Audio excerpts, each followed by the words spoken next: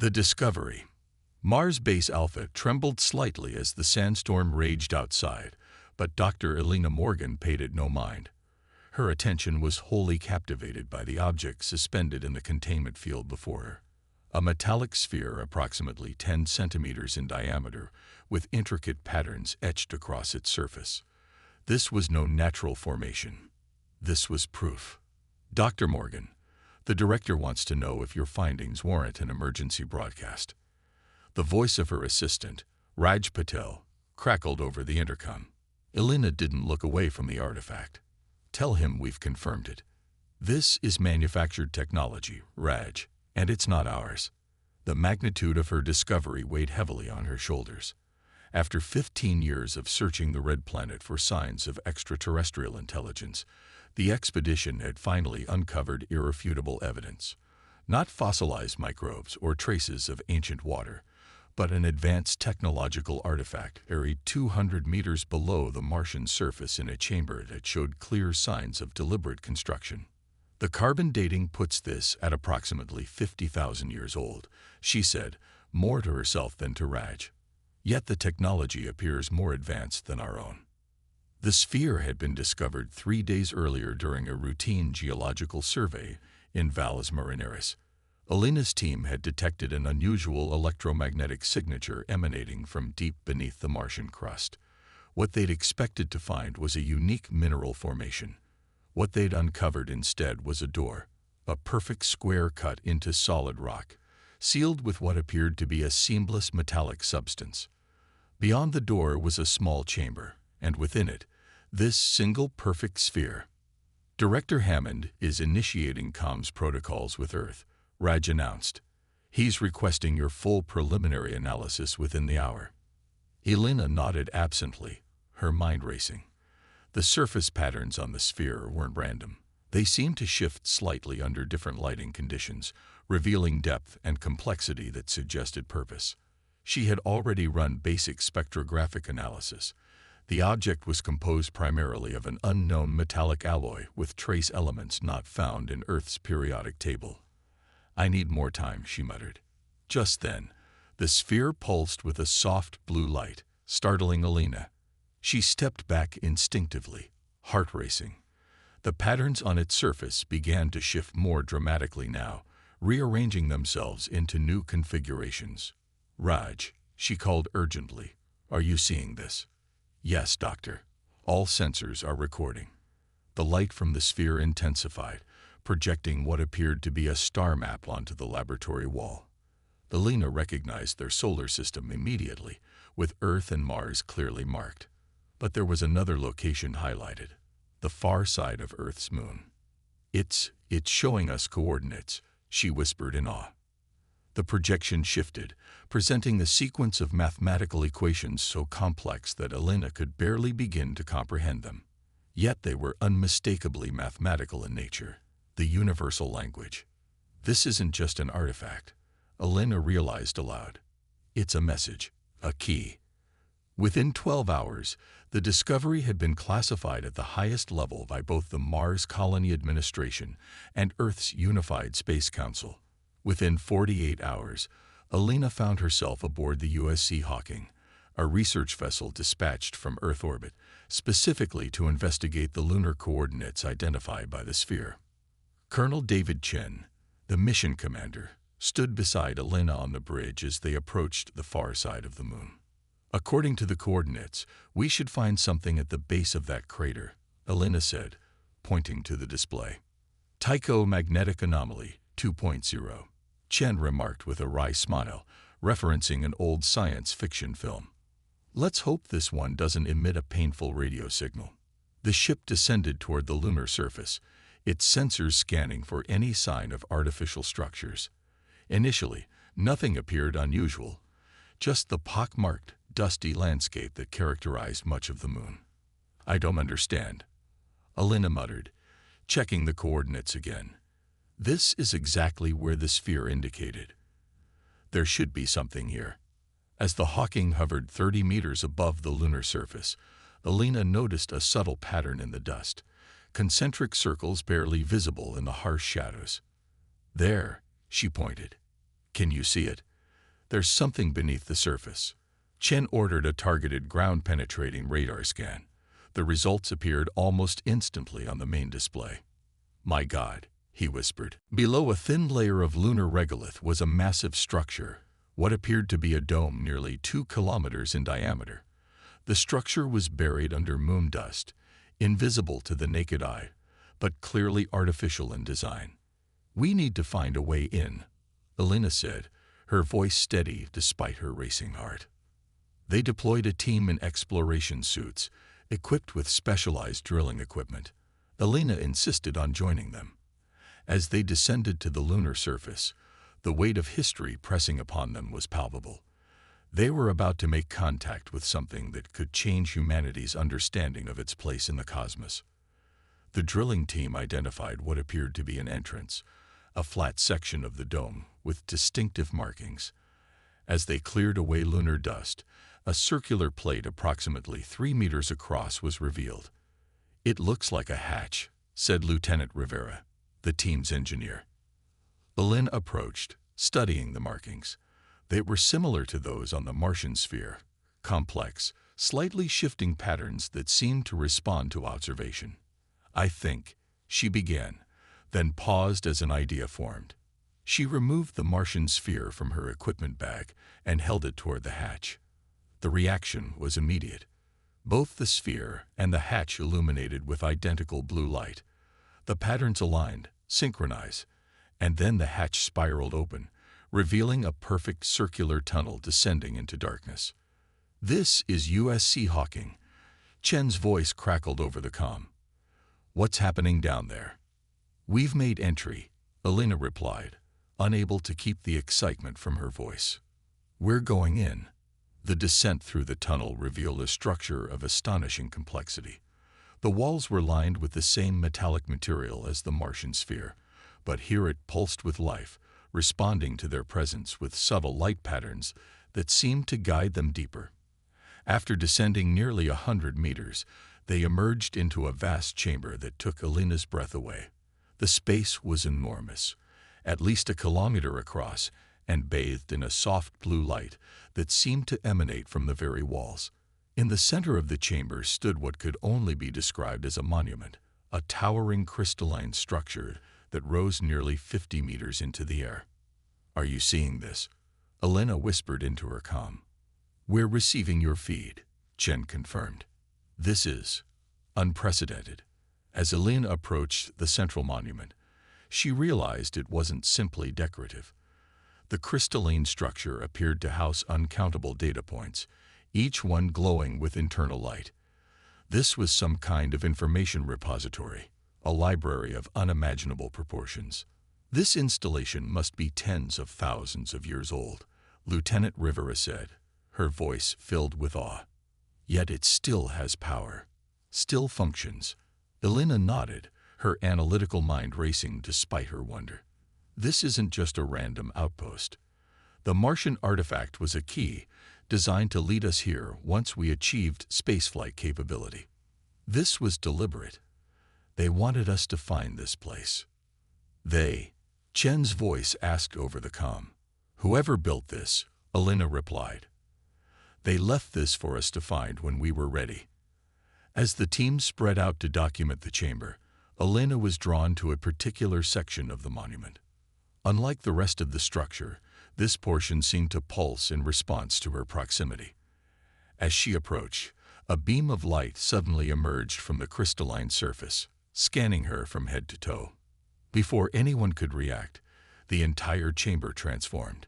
The walls came alive with projections, stars, galaxies, and what appeared to be historical records playing out in three-dimensional holograms all around them. "It's activated," Elena breathed.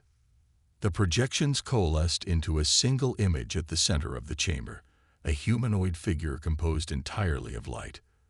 Though clearly not human, its form was recognizably similar, bipedal with a distinct head, torso, and limbs, but more slender, elongated, with features that suggested both familiar and alien evolutionary paths. When it spoke, the sound seemed to bypass their ears entirely, resonating directly within their minds. "We have waited," It said in perfect, unaccented English, "We have watched. You have reached the threshold.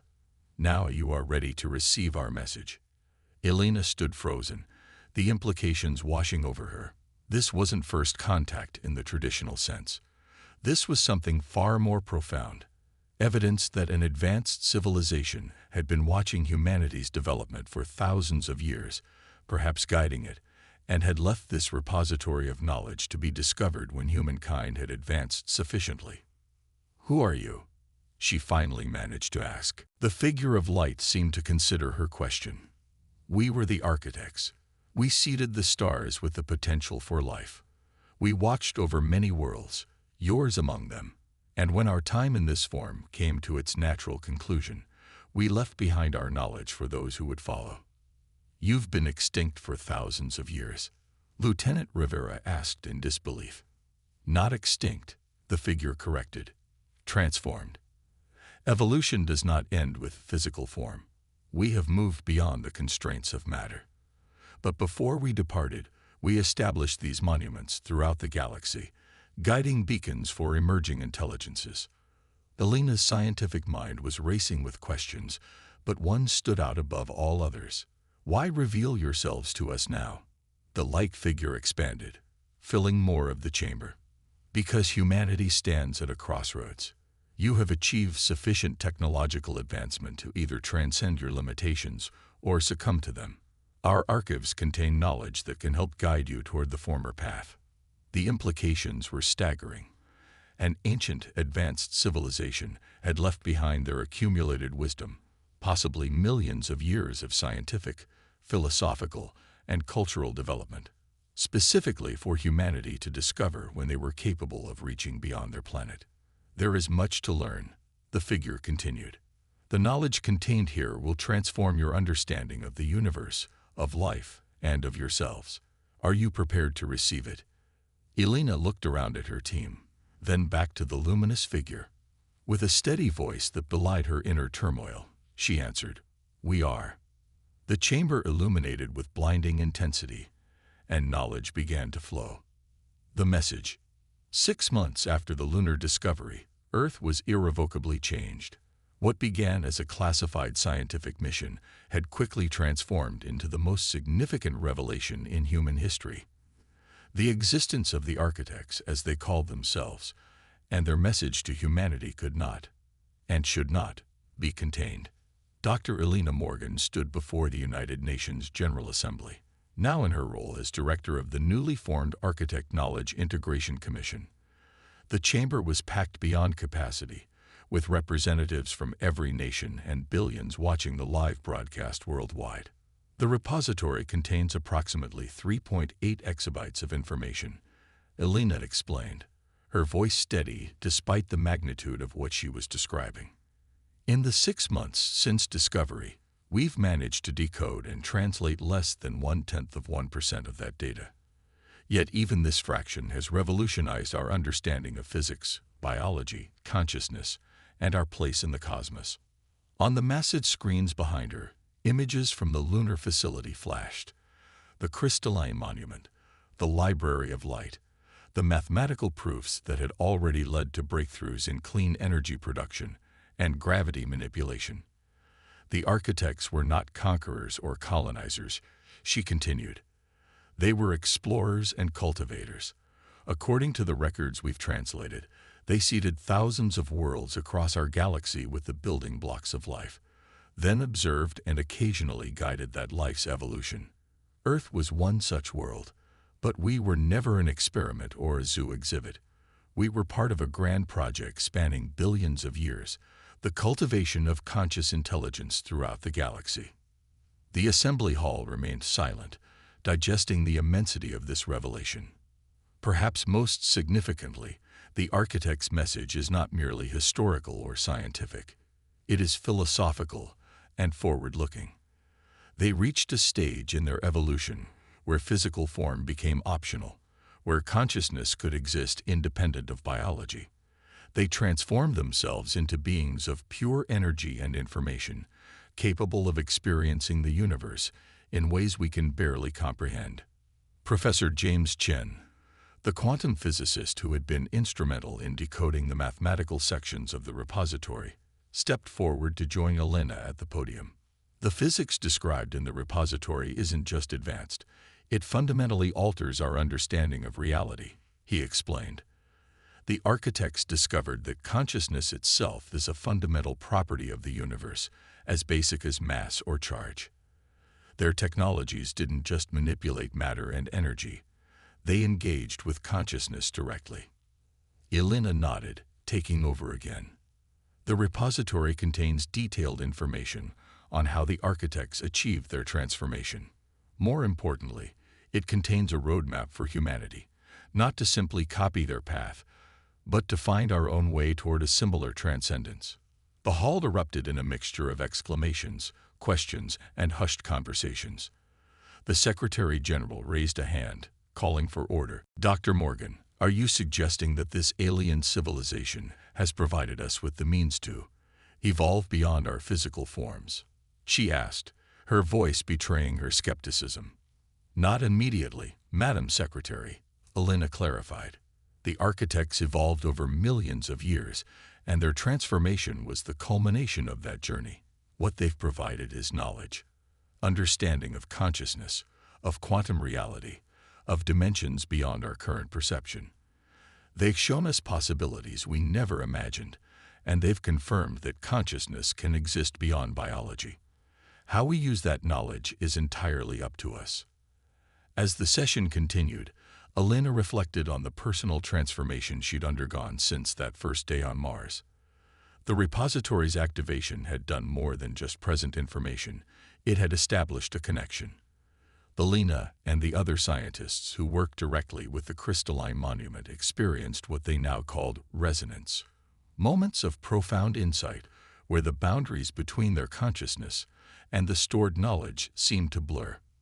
These experiences had been studied extensively and found to be non-invasive and non-permanent.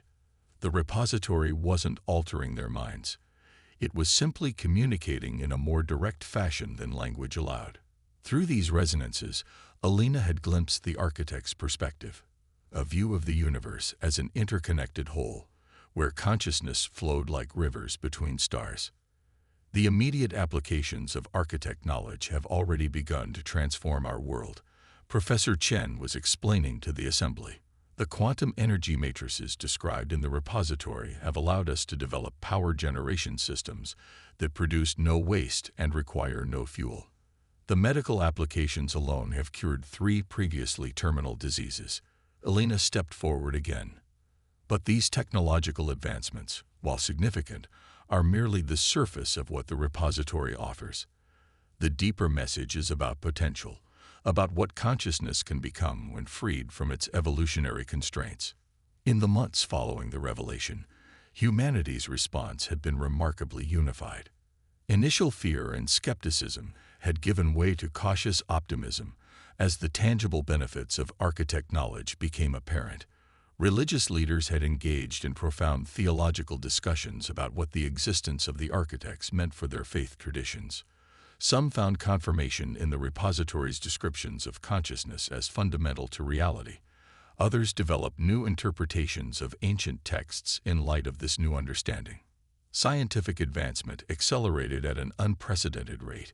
Theoretical problems that had stumped humanity's greatest minds for centuries were solved within weeks. New fields of study emerged at the intersection of physics, biology, and consciousness research. The first prototype of an actual consciousness interfacing device, technology that could translate thoughts directly into digital information and back again, had been successfully tested just 2 weeks earlier. The most profound aspect of the architect's message, Elena continued, is that we are not alone and never have been. The repository contains records of 57 other intelligent species the architects cultivated across our galaxy. Some have already achieved their own forms of transcendence. Others are at stages of development similar to our own. Murmurs spread through the assembly at this revelation. Yes, Elena confirmed, there are other intelligences out there right now, navigating their own evolutionary journeys. And according to the repository, the time is approaching when contact between these civilizations will become not just possible, but necessary. The Secretary General leaned forward. Necessary? For what purpose? Elena took a deep breath. This was the part of the message that would be hardest for humanity to accept, not because it was frightening, but because it was so much larger than anything they had conceived before. The architects didn't just leave us knowledge, she explained. They left us an invitation. As civilizations throughout the galaxy achieve certain developmental milestones, they become eligible to join what the repository calls the confluence, a network of conscious intelligences spanning multiple star systems. On the screens behind her, a map of the Milky Way appeared, with dozens of points of light representing other intelligent civilizations. Lines of connection formed between some of these points, creating a web-like structure that spanned large portions of the galaxy. This network allows for instantaneous communication and shared experience across vast distances, using principles of quantum entanglement and consciousness resonance. It's essentially a galactic community, with each member civilization maintaining its autonomy while benefiting from shared knowledge and mutual support. The implications were staggering. Humanity was being invited to join a community that existed on a scale they had barely begun to imagine. The architect's final message to us, Elena concluded, is that consciousness, in all its forms across the galaxy, is engaged in a grand journey of evolution and discovery. They'd reached a stage where they could transform themselves into something beyond our current understanding. But before they did, they established this network to nurture those who would follow.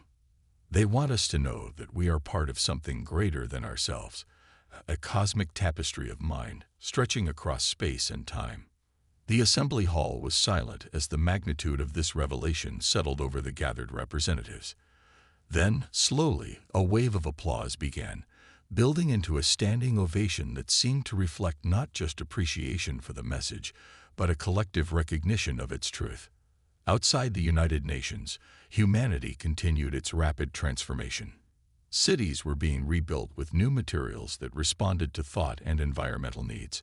Medical technology approached the miraculous, with death from disease becoming increasingly rare. Environmental damage was being reversed using techniques derived from the repository's biological archives.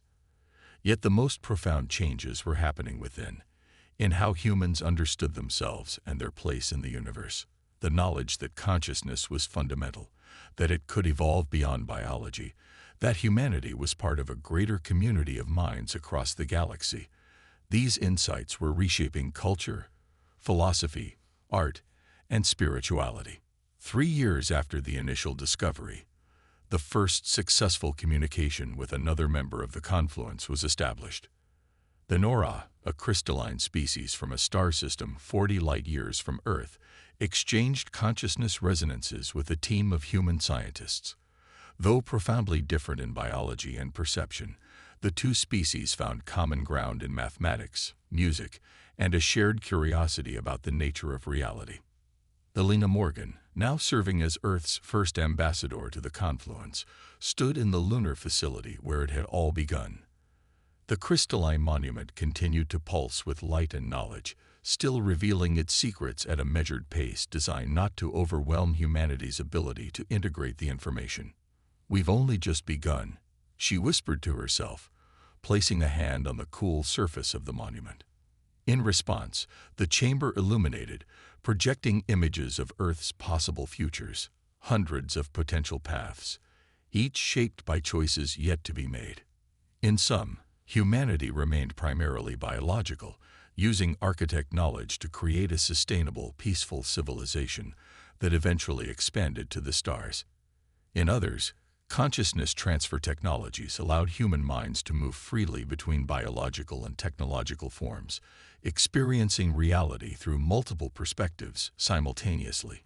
In the most distant projections, humanity evolved into something as far beyond their current state as they were beyond single-celled organisms, a tapestry of interconnected consciousness spanning the stars. The repository didn't dictate which path humanity should choose. That, it seemed, was the final and most important aspect of the architect's message. The future remained unwritten.